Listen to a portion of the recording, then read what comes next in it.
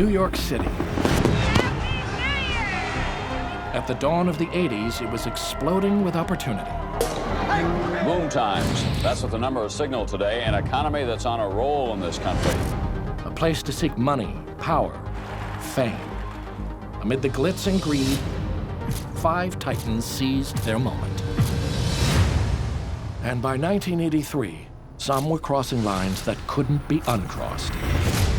A mysterious trader had convinced the market he was a magician, when in reality, he was just a cheater. Boesky was blatantly violating the law with insider trading.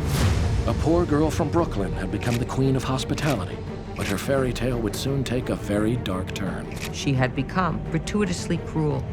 Leona Helmsley forgot the most important lesson, which is you keep your friends close and you keep your enemies closer.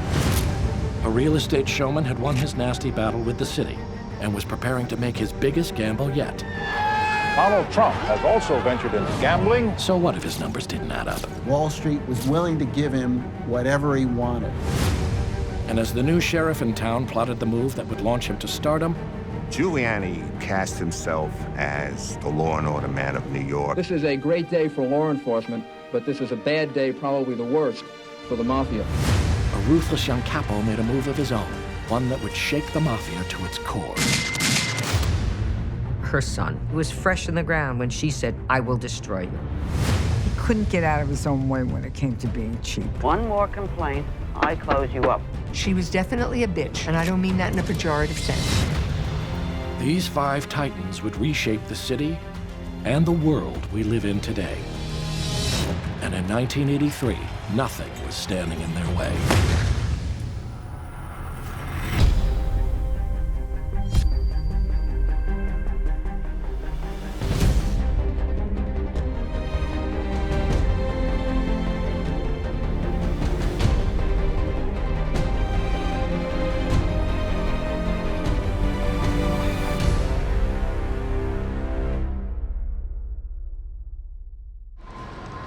What a year it's been for music. Top of the charts this week is Every Breath You Take by The Police. Boom times. That's what the numbers signal today. An economy that's on a roll in this country. With the recent building boom, New York City's skyline is ever-changing. And today, a topping-out ceremony was held at Trump Tower. By 1983, the country's economic fortunes had rebounded. And for many, the despair of the late 70s was starting to feel like a distant memory. It seemed that maybe Reagan had made America great again, and New York City was greatest of all. You had people like Ivan Boesky, all of a sudden making millions of dollars, going to lunch for thousands of dollars. Look at the shape of his head. You ever see head shapes that way in your whole life? Parties with helicopters landing on boats. And this was new money. This wasn't old money anymore. America's next generation of leaders, the yuppies, what some people call the Y word now. You know, they're young urban professionals. For yuppies, it's all about business. Capitalism is in. The yuppie likes to go home, slap on his Swatch, put on his Reeboks, turn his socks inside out. Then you put on a little bit fancy denim jean because, you know, you don't want to go out with your basic Levi's. How you doing? You were young, you were making money, and were utterly unashamed about it. We're going for the 80s. We're going for the 6-figure. That's all we want. New York had transformed into a playground built on money. It was a playground, all right, and not just for well-dressed Wall Streeters. In the shadows, another enormous industry was humming along, sucking in cash from almost every corner of the city. When you do something as simple as this, the mob collects. They've got a cut of the vending machine business. Construction, the lifeblood of New York. It also gives transfusions of money and power to organized crime. And it goes on and on. The garment industry, jewelry, automobile dealerships, that drink before dinner, the dinner at a mob-controlled restaurant, or just a pizza after the movie. Back in the 80s, if you were a New Yorker, you understood that the mob was a very, very powerful force in the life of New York City. Essentially, it was almost as if the mafia was a separate government that could tax the citizens of New York for almost everything that they bought. Builders, far from trying to oust the mob, depend on it to cut costly delays and red tape. And what does super developer Donald Trump believe? I really don't know anything about it. The mobs are making good money. They're getting rich with the building boom, but then you have the normal rackets. The mob, it's a multi-billion-dollar-a-year enterprise. Gambling, loan sharking, racketeering, all tools of the trade for the 5 organized crime families. It was about making money, but it was also about power. Well, New York City had 5 organized crime families. The bosses of the 5 families comprised what they call the New York Commission. It was a group of the 5 leaders of the 5 families. The bosses of the Gambino, Genovese, Bonanno, Colombo, and Lucchese crime families.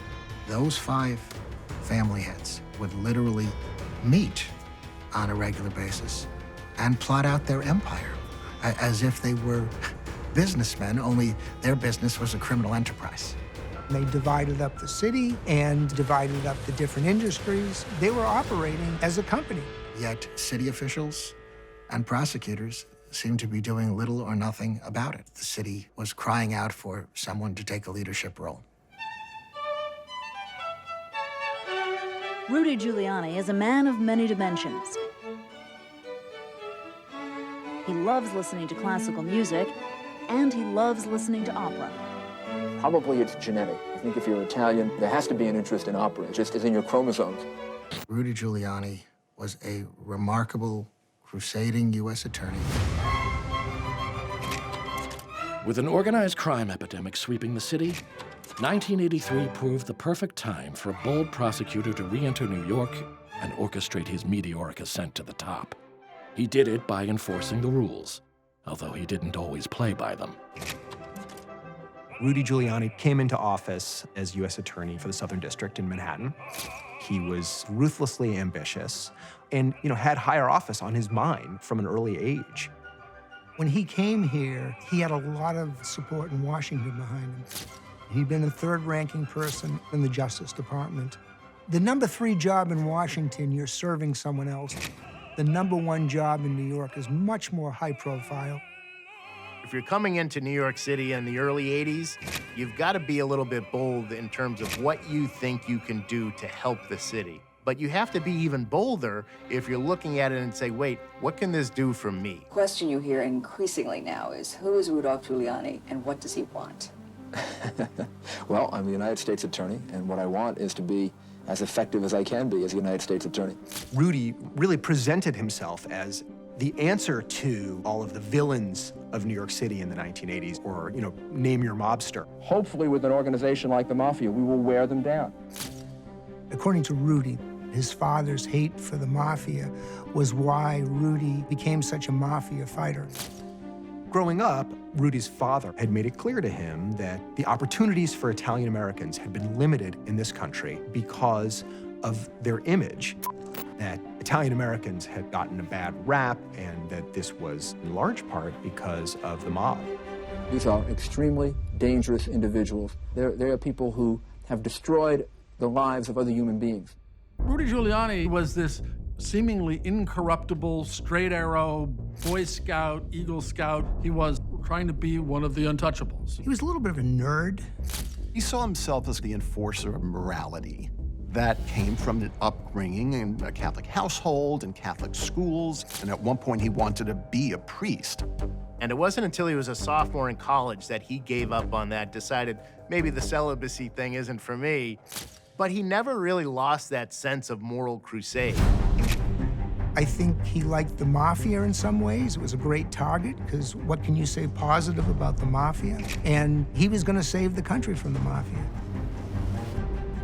Rudy Giuliani explained to me his vision of putting together a case against the entire Mafia Commission as an enterprise. There was something on the books called the RICO statute. Under the RICO umbrella, you could convict a whole family infrastructure of conspiring together as an organized crime family. And so Rudy's idea was, why don't we do that against the commission as if it is a distinct enterprise and conspiracy that we can prosecute under the racketeering law. It seemed like an audacious, very interesting plan. I was very excited to work on it. The Eastern District of New York and Brooklyn and Rudy Giuliani were supposed to share this case. But Rudy went to Washington and he said, I'm the guy who's really equipped to do this. I should be put in charge.